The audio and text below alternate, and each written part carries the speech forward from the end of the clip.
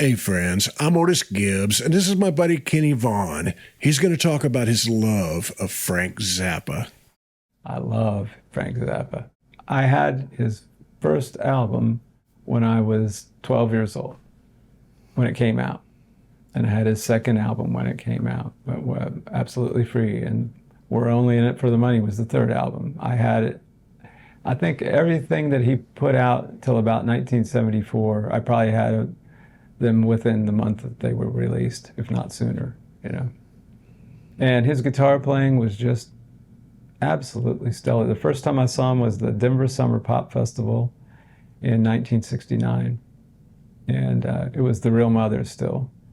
Ian Underwood was there, the horn player that was married to the Ruth Underwood, who later became the Vibes player in the 70s.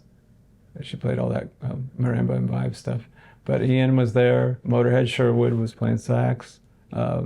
Jimmy Carl Black, and I think it was Art Tripp on drums. Both those guys, two drummers. And Don Preston was playing keys, and Bunk Gardner was playing woodwinds. That was the band.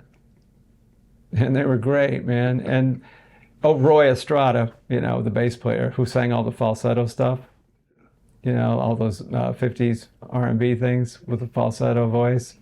And then they would do skits, you know. That band did comedy routines and bizarre stuff. And Roy would... have you ever seen the thing at the Royal Albert Hall where he's singing in this falsetto voice, and then he starts laughing, and then he starts crying? He's by himself, you know, at the Royal Albert Hall, and he's like, singing this operatic kind of thing, you know, and then he goes, you know, on stage, this whole, you know, it's just like, what the hell is this, you know? And that's the same show where Frank says, and now, ladies and gentlemen, Don Preston will play Louie Louie on the Royal Albert Hall pipe organ.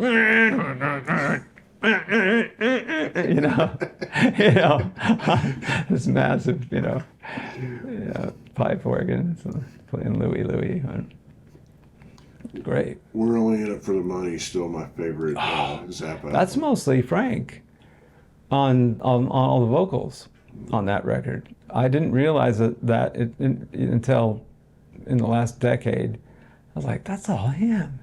He's singing all the parts, you know? Yeah. I think that Roy's singing a little bit on there, but mostly it's Frank, and he would use the vary speed on the tape recorder. You know, he'd speed it up and then record, and so his voice would sound lower, and then he would slow it down and sing, and then it would speed it up and make his voice sound not like Frank. It would sound like, hey, you know. But that's him doing all that stuff. That's really an ambitious record, you know. There's orchestral stuff on there that's beautiful.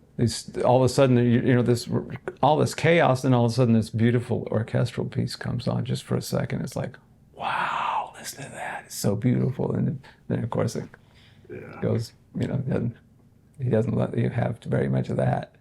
I was in high school. I loved that record, but it had a lot to do with it was funny. Well, yeah. To me. And it was very funny to me and my friends. You know, it helped shape our view of society. You know, a lot of that.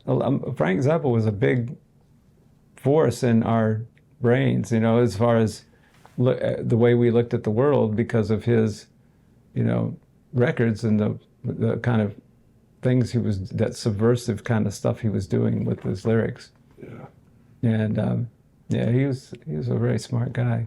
In a weird way, it fit in with like the same kid who's buying Zappa records is buying Mad Magazine. Absolutely. That's how I grew up. I grew up on Mad Magazine, you know. I mean, I never missed an issue.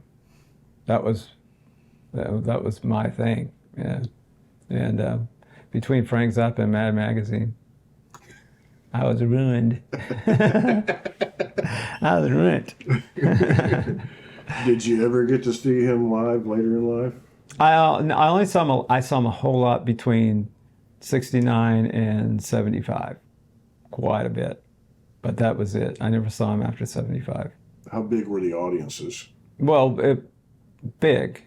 I always saw him in fairly big. I think the smallest one I saw was he had Flo and Eddie in the band. It was probably about 71.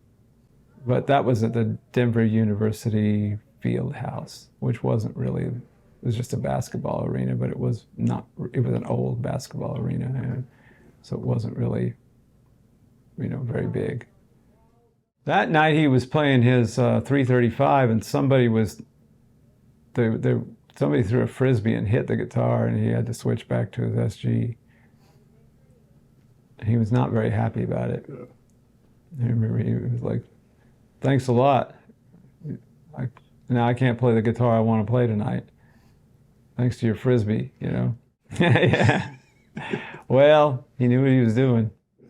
And I love his R&B record collection, the stuff that he listened to that no one, he and Don Van Vliet, the Captain Beefheart, where they were pals, and Zappa used to go over to his house when they were teenagers, and the Captain had a killer record collection, and that was all doo-wop R&B. That was what those guys were into.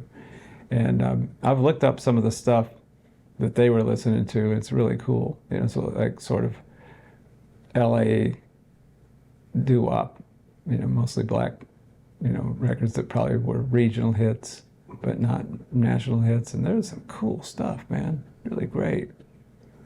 You heard that album, Reuben and the Jets. Reuben and the Jets was his tribute to that. Okay. And Roy does a lot of falsetto singing on that record. It's a Mother's record. Probably about 1970, 71, somewhere around there. It wasn't called Frank Zappa, it was called Reuben and the Jets. So that's probably why it didn't sell very big. Cause, man, his guitar solos, whoa, so good. Just the greatest. His note selection is just brilliant, It's amazing. Sounds like, he took a lot from Johnny Guitar Watson and Guitar Slim. Those were his two guys. And he even had Johnny in his band for a minute, sang San Bernardino. That's Johnny on that, singing that. And Johnny's a great vocalist. I love Johnny. He's one of my all-time favorites. Have you ever seen him do on that German TV show called, I think it's called Rockplast? They have Johnny Guitar Watson on. It's in the 70s, and he does Gangster of Love. Look it up. It'll blow your mind. It's awesome. Just punch in go to YouTube and punch in Johnny Guitar Watson German TV Gangster of Love. That'll get you where you want to be. It is so good.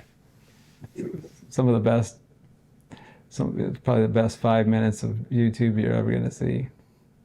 It's up there at the top of the list. So good, man. What a great show. Yeah. Did you see the Dr. Hook? Oh, you would remember if you've seen it. Oh my God. They are so high. And they are on fire, man. They just took over that studio. And it's like pirates came in there. It's so good. They do all kinds of crazy shit. It's awesome, man. It'll make you think about them different if you watch that. You'll be like, whoa. They are beyond high. Man, Frank's songs are cool, man. He had some good stuff in there, I mean, every record has good songs. Yeah. Even the first album, remember that song, You Didn't Try to Call Me? But you didn't try to call me.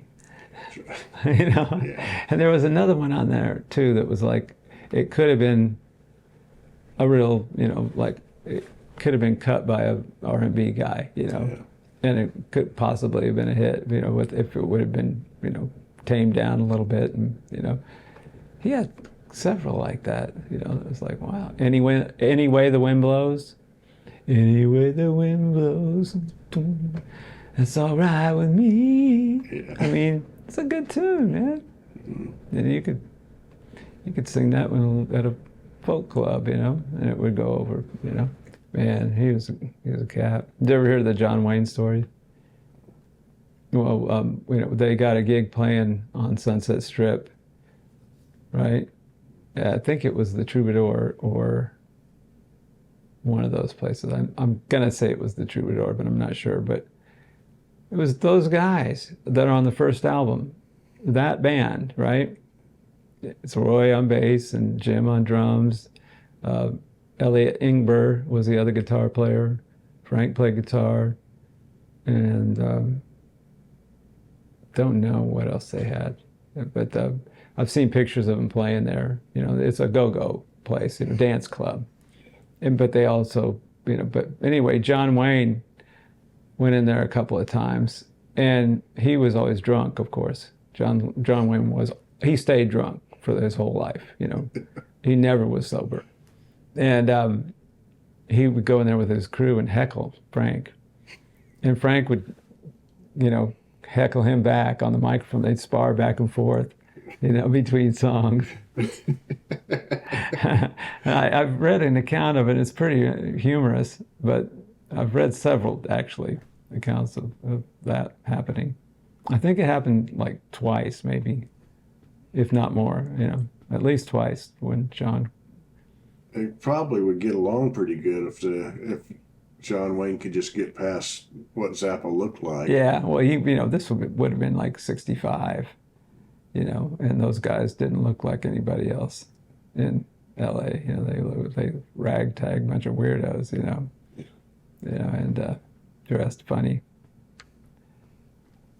If you ever look at the pictures of what they wore, it's pretty funny. It's like a bunch of bums imitating a rock band or something, It doesn't look quite right. It's like, wow, a bunch of freaks. They're great.